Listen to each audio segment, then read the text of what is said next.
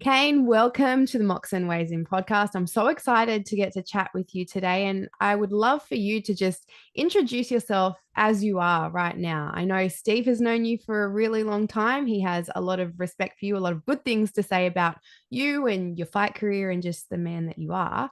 But I would love for you to just introduce yourself now. Maybe I know a lot has changed in your personal life. I know a lot has changed in your professional life. So catch us up. Give us the update on who Cain is. Yeah, I guess my name's Cain. I'm 29 years old. Um, I'm the owner and director of Empowerment, which is a youth-based sort of program um, for young people in Geelong. We combine boxing with acceptance and commitment therapy. So it's all about sort of getting in tune with your body and noticing different thoughts and feelings and things like that, which I know can be very scary for some young people. But we sort of tune in a way that is, yeah, sort of young person appropriate. And we've got a lot of male workers. So yeah, I'm also a father, um, and yeah, lived in Geelong since I was born. So yeah, this is my home. I've had 25 roughly Muay Thai fights, um, Australian champion, caged champion, um, and yeah, also had about 6 professional boxing fights. I've also, yeah, known your partner, Steve Moxon, for probably 10 years now. We used to train together. So, yeah, that's me, I guess, in a nutshell. Beautiful. So Geelong is a community that you're passionate about. You said born and raised here. Do you want to speak to why you're passionate about supporting the youth within the community? Yeah, I guess the youth in the community, I mean, growing up, I sort of had a few sort of role models and things like that. Obviously, there's been some good ones, some bad ones. Um, I guess the words good and bad aren't sort of appropriate sometimes, but um, I was sort of led in a gym full of guys that yeah were good role models in ways to improve my fitness, stay out of trouble, um, to sort of to guide my life into the person that I am today. So I think that was a really important part of myself growing up in the area, but also seeing you know, other people go the other way, which is, getting involved in drug use, um, you know, just all sorts of things that you can name.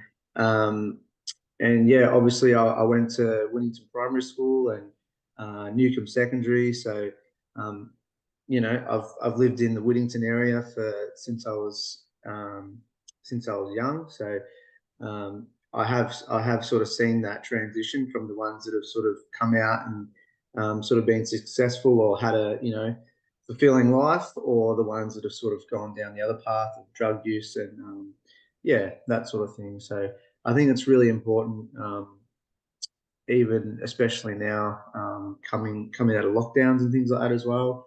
Um, the importance of trying to build that community back up. And um, there does seem to be, I guess, with the kids that I'm working with, there's a lot of domestic violence, um, domestic violence homes. So I guess we're just sort of checking in with them every week. And not that it's sort of reoccurring things that happen. It's sort of, they're kind of, I guess, mimicking their parents or something on it. And, they're having those outbursts at school, or they're having those outbursts at home with their parents. Um, and we're just sort of here to support them along the way. Um, I Which is guess so one of, important. Yeah, which is so important. I was just going to say, for so many of our children, we understand that the adaptive responses that they form in terms of the environment that they're in, or the way that they're raised, or things that they've experienced or witnessed, the adaptive responses that form are really, quite challenging. And for a lot of kids, we know their behavior isn't indicative of who they are. It is that adaptive response. And I was a classroom teacher for 10 years. And one of the things that I witnessed within schools, particularly for our young boys is that so much of the way that they're exhibiting or expressing the adaptive response, the frustration, the fears, the sadness, the anger, whatever it is, um, isn't really given space or isn't held in a way that is allowed within formal education settings. There's a lot of sit still, be quiet, don't do Yeah. that, you know? And so having a space that you have created like that, where not that, you know, they're coming in and tearing shit up at your gym. I know that that's not what happens, but to Not yet. have space and place where Mm, they're not required to just conform and to be so contained and constrained is so important, because if they don't have a supportive environment at home that yeah. has the space, place, energy, understanding for them, and school just isn't that, where do our kids come to, right? And that's exactly what you're providing. Is that right? Yeah, definitely. It's sort of one of those things that, we kind of advertise it to the kids, I suppose, as doing the boxing as like the fun activity, and it's kind of cool for some of the young males. And of course, we've got like PlayStations and things like that. There's a lot of gamers and things like that now. So having that sort of fun aspect of it, but then also creating that like safe place of like, how are you feeling today? Like, where do you feel that in your body? And, what kind of story you're telling yourself today? And how would you rate your relationship with your mum today? Or how's it been this last week? What have you been up to, sort of thing. And some might say, oh, I'm actually relationship with mum's actually about a 5 out of 10 at the moment. And you're like, oh, okay, what's going on?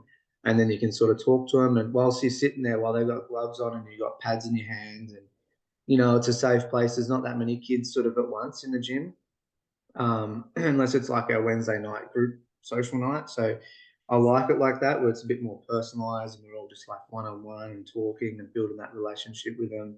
Um, so yeah, that's a really important aspect of what we do, I suppose. Yeah, And one of the things that I'm hearing in what you're saying that I know is so important is giving these kids, teens, however old they are, the opportunity to know that somebody is interested in them as the person, the way that they feel, the experience they're having, not just on the exhibited behaviors or the things that they've done. So yeah, much of the way that we're kind of in conversation with kids about who they are and what's possible for them is reflecting on the things that they do, right? Which is yeah, symptomatic. And we have to allow ourselves to come back and deal with the whole child, not just the behavior. And I know this is so challenging for anybody yeah, listening that, has somebody in their life, a teen or a child that, is presenting significant challenge in terms of their behaviors. I know yeah. it's not easy, so I say this with kindness and a gentleness.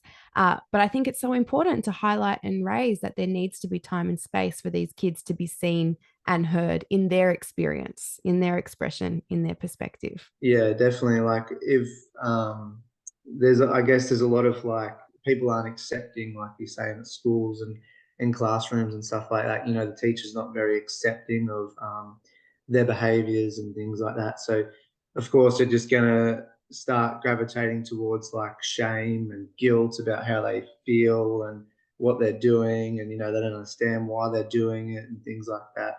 Um, but yeah, I guess the opposite to shame is actually empowerment. So, and that's us. So we're trying to empower you, and all right, we notice all these things that are going on and what are happening at home, and creating that safe place for them to talk about.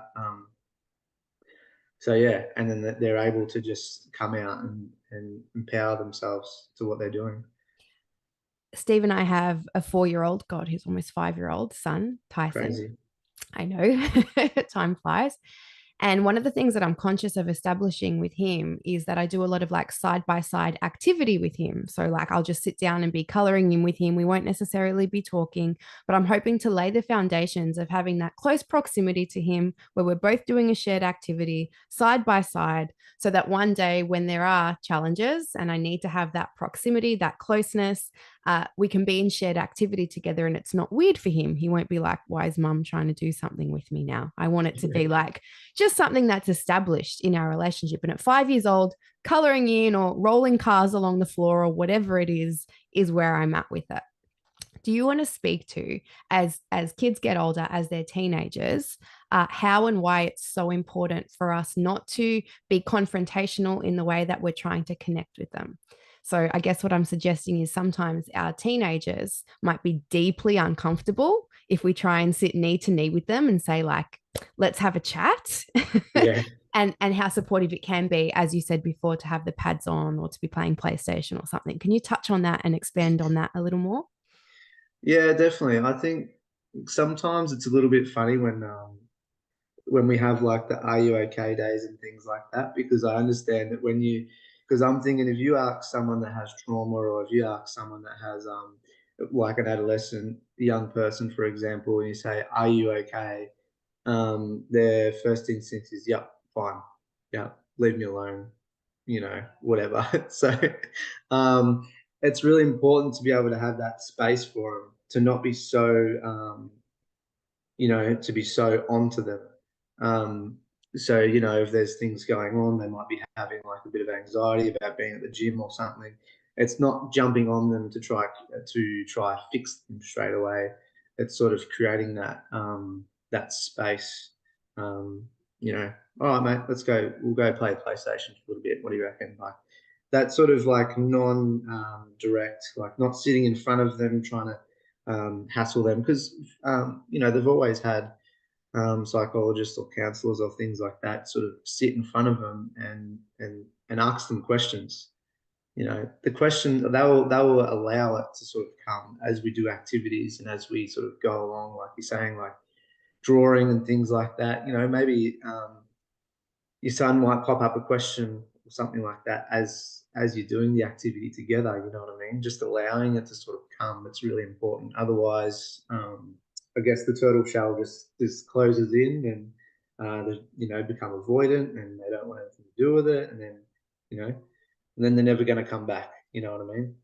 Yeah, I think That it's place. really important to highlight. The other thing I'd love you to speak on, if you can, is as the mentor, the coach, the caregiver, whoever it is, as the kind of trusted elder Yeah. in the dynamic of the relationship that we're forming, how important it actually is to first concentrate on how regulated you are yourself before you try and offer yourself as support to somebody else. Can you speak on how important that is to really be taking care of yourself so you can take care of others? And maybe if you have anything to share on how you do that for yourself, how you make yourself available to be a support.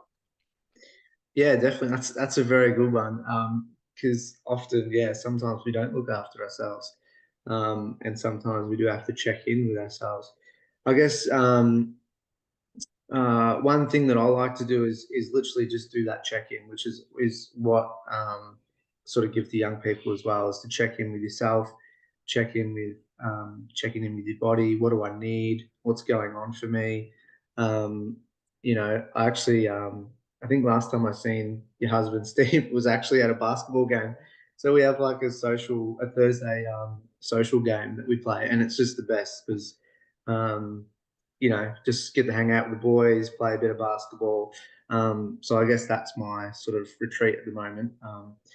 I'm starting boxing tonight again at Tony Salter's. So I haven't actually been able to train for a long time, having empowerment and having a daughter and things like that. You're giving to your daughter and your partner a lot, especially in the first year.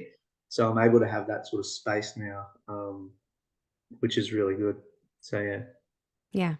Bless you. It is challenging. It is always challenging to find that time for ourselves, but it's such an important thing to highlight. And I'm a strong advocate for each of us taking exceptional care of ourselves because we can only give what we've got to give, and longevity and our capacity to show up long term for our communities is so, so important. So I'm really happy to hear that you're doing that for yourself. I think, Yeah. particularly those of us who enjoy exercise, who benefit from movement, which is basically everybody. But, those of us, particularly in the fitness industry, we go through, really benefiting from it and prioritizing it for ourselves. And then it becomes our work and it falls away Yeah. from us. It falls away. And it can be a deeply depressing thing to be giving what you really love to everybody else and not having it for yourself, and I Yeah. think that's particularly when we became parents as well, we found that as well. I had the biggest FOMO after I had my son because I went from being in the gym every single day,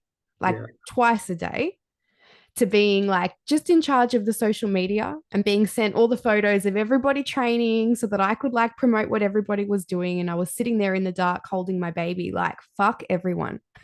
Fuck you all, feeling so far removed from my Yeah. space and place. And so I just share this and highlight this because I think it's really important for us to check in with ourselves when we've moved into a next stage of life, or we've started a business, or we're doing something else, to ask, like, how much of myself and my own well-being has been compromised in order to do this. Yeah. And it is needed and necessary sometimes that we make that compromise, but like Mm. you're recognizing for yourself now, okay, it's time for me to take a little bit back for myself. Yeah. Yeah. I guess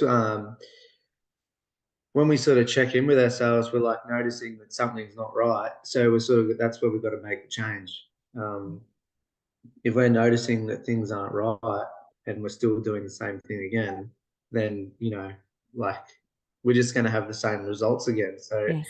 you know, yeah, that's important to make that change, literally. Yeah. So, Yeah.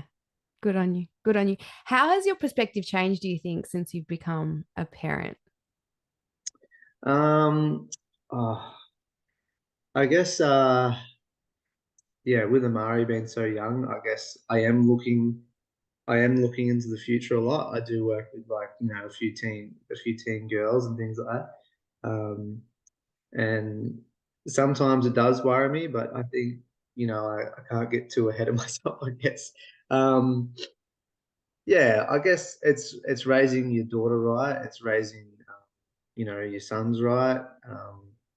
It's teaching teaching her values.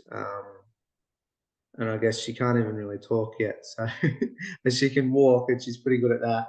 Um, so yeah, I guess adding in the little thoughts that I have about, how would I want my daughter to be treated and things like that. So, um, especially with the guys and things like that, if they have any comments about women or things like that, it's just straight away like I wouldn't want my daughter to be hearing that, or you know um, copying that. I guess, yeah. Yeah. So Can hear Steve walk. You can come say hello if you'd like, Steve. You can hear him hovering around. Yeah, I. Trying to get in the room. Hey. Oh, he can't come in. Oh, he can't. He's saying hello. He's waving. Um, here you go. he said good. I found for myself too that once I had my own child, right? And I was a teacher before I had Tyson. So I was already very conscious of the way that, I was speaking to children and the impact and influence that I could have on young people. But after I had my son, I really took my sense of personal responsibility in the community up a notch. You're right. Yeah. We've all got Sorry. it. Kane's got someone walking in as well. We've all got people around us. We're both like, get out, get out. Um, that we are responsible uh, for the way that we're treating young people within the community, because I know one day that my son is going to be looking to other people to inform his sense of self in the world. Yeah. And I think, we all can fall into the habit of just thinking about our child, our home, our immediate circle. But it is so needed and necessary for us all to kind of widen our perspective and consider what mark are we making on the wider community.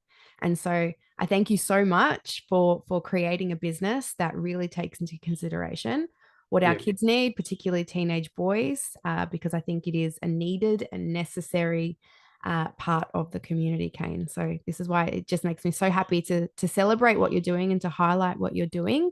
And I'd love if you could take a moment just to let people know how they might best contact you if they know a young person who would benefit from what you're offering. Yeah, definitely. I just like to add on that. But now I've lost my train of thought because I've had people walking in and out. I'm like, why are you walking in and out? Get out of here. You'll have to refresh my memory again. Yeah, so I guess we do work with like a lot of young males, but I do have some young females. And to be honest, there's a lot of young females that do need boxing and the outlet and the talking and things like that. And yes, without saying it in a way, I don't know how to say it, but there is a lot of some of the girls that I do have. There is a lot of there is actually a few fights that go on with a lot of the female community. So trying to combat that would be it's pretty hard. I guess with the young males, like there is maybe a few fights and things to like with sort of their environment. Um, but then when you've got the young females, it's sort of there's a lot more. I guess I don't know why, um, but there just seems to be like that's the case at the moment. So I think it's really important for young females to have that outlet. Um, so yeah, I don't know. You could probably cut that bit out, but yeah. No, I'm not I'm cutting just trying anything. to. No, I would never I'm cut just trying to. anything. I'm Yeah. just trying to think about the best way to say this because I don't want to be like a female versus male. But yeah, Yeah, and I think, young women really are struggling. There's a lot of programs that, I personally run that addresses just this, yeah, that young women in particular, have so many mixed messages. We've always had mixed messages now. And I think the rise of social media has, really amplified a lot of what young women struggle with. And there needs to be that place and space for support and embodied expression and a safe outlet for all of the things that they're kind of feeling and processing and working through as well. And again, I always circle back to how important it is to role model community building to our young people, to yeah, having these established relationships and connections. I was telling somebody today, Cain, I'm like, I've got time to do a podcast with this guy, Cain. He runs this boxing business. And they were like, in Geelong. And I was like, yeah. And they're like, but isn't he a competition? And I was like, fuck, that doesn't even exist in my world. Like, we're all just here doing our best, trying to support the community. None of us can do it alone. And I think even just you and I sitting down and having a conversation, like, it contributes to people understanding what it means to be a supportive community member, that we're each just trying to like support each other side by side to build each other up. And for yeah, a lot of us and a lot of what's in the media, we don't always have clear examples of that. And so I think it's really important that where possible, we're not just supporting individuals, which is important. We're also really role modeling, that community building aspect, that yeah, support, showing how to create like, sustainable, healthy relationship between people. Really yeah, important. yeah, definitely. I think one of the things that our friend Kate Davison actually said to me is like when I first started, there was a few things I was like I wasn't sure about, and um, I said a few things like there's this and this and this, and she's like you need to be maybe you're not living by your values. And when I had a look, and that's literally like what acceptance movement therapy is like guiding your life by your values and all that thing. Um, and she's like, you need to be going by your values. I'm like, yeah, I do. So there was a few adjustments that I had to make, and to go by my values rather than trying to just be I guess, being a business owner and trying to crunch down and trying to do this and trying to get into it. It was more so, okay, what are we doing here? Why are we doing it? Um, and then just building on that sort of thing. And like, yeah, I know all the young people here. I talk to all of them.